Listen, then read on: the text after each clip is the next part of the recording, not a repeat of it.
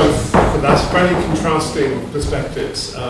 Challenging around Wales on the international scene, and challenging for museums die as well in the way in which we operate in relation to society.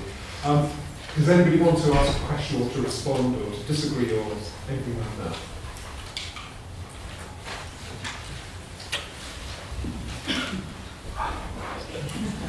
I can ask a question, but I'm not going to do it. There we are, Steph. I just, that last quote, poem I thought was wonderful. I think the idea of risking delight is a really interesting thing that I think we need to keep in our minds. Because, so many of the people we engage with in our communities, both in and outside our museums, actually, for want of a better word, want a good time. Now, we know that we can spike that good time with important facts as well, but at the end of the day, they still want a good time. And I think it's important to keep that. So I love that idea of risking delight, because otherwise I think we can become a bit too serious about that. It reminds me of a brief of an anecdote. I'm afraid again from the subject, but there was a man in Porth in the 1930s called Rhys Davis, but they call him Rhys Trotsky Davis, because he obviously had a particular political thing. And he used to stand, it's a true story, he used to stand on Porth Square every Saturday morning in the 30s with his muffler, his hat, his flat cap, and a little mat, which was a tap dancing mat. And he tap danced, play a mouth organ until he gathered a crowd. And when he had sufficient, he rolled the mat up and gave them readings from Das Kapital. That's exactly the point. Whether he held the crowd, I don't know. So he did. Anyone else got a response to the question? Or? Gary, how much do you know? Just want to summarize some guests who arrived in 50 minutes, yeah? So, good morning, we're looking at Welsh English text. Okay, over here. Cwestiwn am hyder ni'n sôn am eisiau creu. So fel oes yna perspektif a chwch i roi ni y fewn yn siarad o perspektif hanes a perspektif rhwngwladol am sut i'n creu hyder, sut i'n bod yn hyder, sut i'n iawn yn gwledydd i bod yn hyderus yn y gwmni.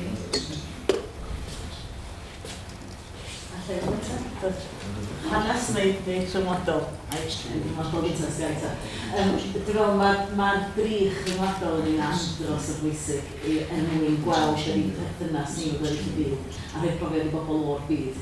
A di hynny ddim yn angenrheidiol yn golygu teithio, mae'n golygu rhoi cyd-destun tebyg, gwahanol, mae'r stori o chwarae Cymru yn un fath andros o bwysig yn ymwneud, achos mae'r hyder os ydy'r rhaglen chi fod o'r tigilydd yn y gyfnod yna mor fawr, achos mae'r hyder bod yn hanes ni'n bwysig, bod yn stori ni'n bwysig, y pobl sydd wedi yn rhan o beth lot o beth da i'n dweud yn hanes y Cymraeg. Mae hefyd yn wir o gwmpas ardal Bethesda, Estinio a Gwledydd.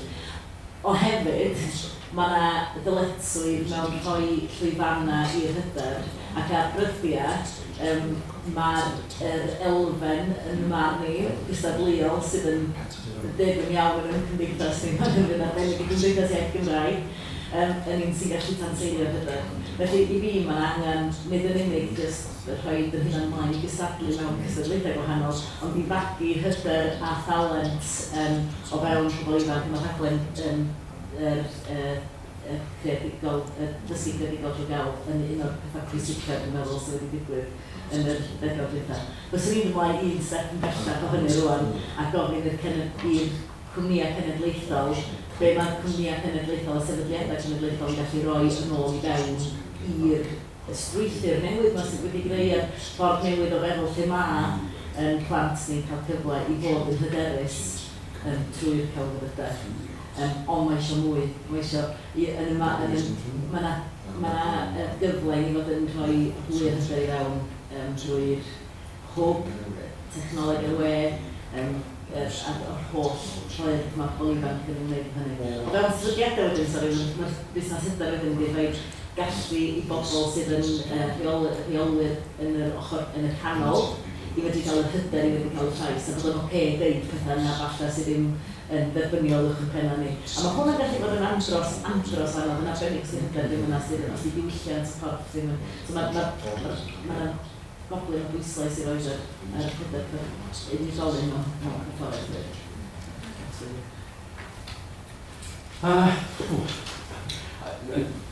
I say two things, I think. First is that if we take National Theatre Wales is ways in which it dealt with it.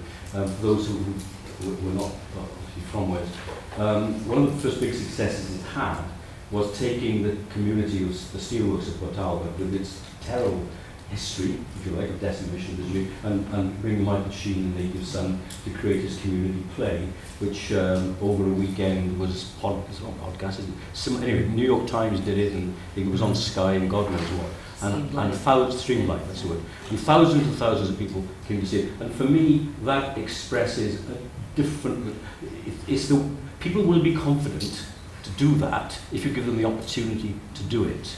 And I think that if you read, Angela John is an historian from Port Talbot, who's written a marvellous book about Port Talbot, which obviously created Michael Sheen, but also Richard Burton, also Anthony Hopkins, and various other great actors. So why? Coincidence? No, because actually the world they grew up in that instance, the 40s, 50s and 60s, was full of youth theatre, was full of local activities. And it didn't happen. Or if you take Neil Kinnock, who succeeded Bevan, if you like, in the Tredegar thing, when he was growing up in the Tredegar Workmen's Institute, he was watching Russian language films, Eisenstein films, he was watching French movies, because the miners owned the library and they owned the film programming. And this is, people look at you now and say, that can't be true. It was true. Absolutely, it was true. And those things, one way or another, were taken away. In the top of the Rhondda, there's the Park and Dare Library Miners' Institute, wonderful, huge building, which again had live theatre, live music, Gamanga, and so on and so forth. But it was also the library, the hub. When the local council, in its wisdom, decided to create a new half-baked, glass-fronted library, they sucked the life out of the Park and Dare as a Miners' Institute library and its voluntarisms, and created this ordinary library, if you will. And the building itself is still there and it still functions, but not in the same way as it was. So I think that two things with history. Confidence is a we hear this over and over. You said we've got plenty of talent. I think we've got plenty of confidence. I don't swallow the argument that we don't have confidence in Wales. I think partly it's an excuse, I don't mean yours, it's an excuse for saying, well, we're not actually doing things in the way that we should be doing, or the ways in which I thought we should be doing. The other phrase that we use all the time, and I had words with Alan Fred, who was the culture minister about it, and his brother David Iwan, is inferiority complex. I have met very, very few people in Wales who've got inferiority complexes. I've met a lot of them who've got complexes, but I think that's a different matter. And I don't think we should be banging on about that too much anymore. The one thing that now, Wales is now actually, in an odd sort of sense, a more holistic society because of our institutions, and primarily because of the Senate now in Cardiff, than it probably was from before the 1930s. And if you go back to my grandfather was from Blaenau. My grandfather was a state quarry worker, came to work in the coal mines, as did his brothers, in the early 20th century when the British strike was happening up in Penryn. And if you wanted, my mother was Enid Wynne and her sister was Morfydd Esther. So these two young girls went from on the valley, deep depression and misery, on their holidays, poor buggers, to Blaenau. And those of you who know Blaenau will know what I mean. They're just exchanging one for the other. But they got on a train in Tonopandi, and they didn't get off a train. I mean, they changed platforms until they got to Blaenau. And they spoke Welsh to each other, and from the house all the way there and all the way back. And that Wales actually had an integument because of that internal migration, which it then subsequently lost. And in some odd senses, Wales is geographically still fragmented. I think we are socially vociferous. I think we are politically divided. But I think actually we are now culturally capable of being holistic in ways that we haven't been for a long time. And part of that, I think, is because those culture wars that happened in other societies, and indeed sectarianism, didn't happen in Wales, hasn't happened, and pray God won't. One more quick question. Yes. It's not a question. I don't think I've had the time to really think about it, but I feel a bit uncomfortable because I came today to a workshop about activism, and one of the things to get me here was writing a 500-word essay, which is already a barrier to participation, which we seem to be slightly unaware of.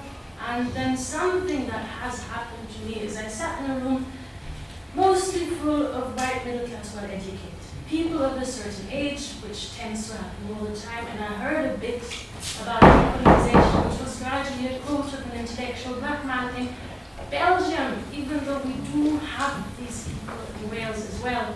And then finally, a very long and engaging and beautiful, well-delivered speech about cultural participation ended with a poem that frames India within the wailing of her women and the Bengal tiger, which I'm sorry is yet another colonial trope.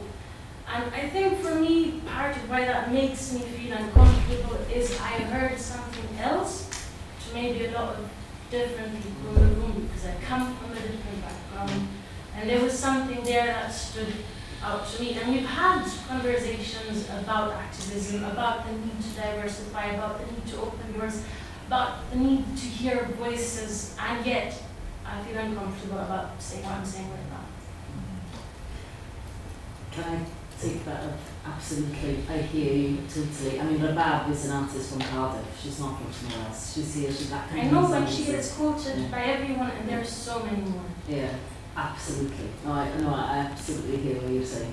And that's exactly the challenge that we've all got to work with. But that to me was what I thought that was needed to be brought up, because until we actually do that work, we have to keep on talking about it. There is no democracy until we start representing the society that we come from.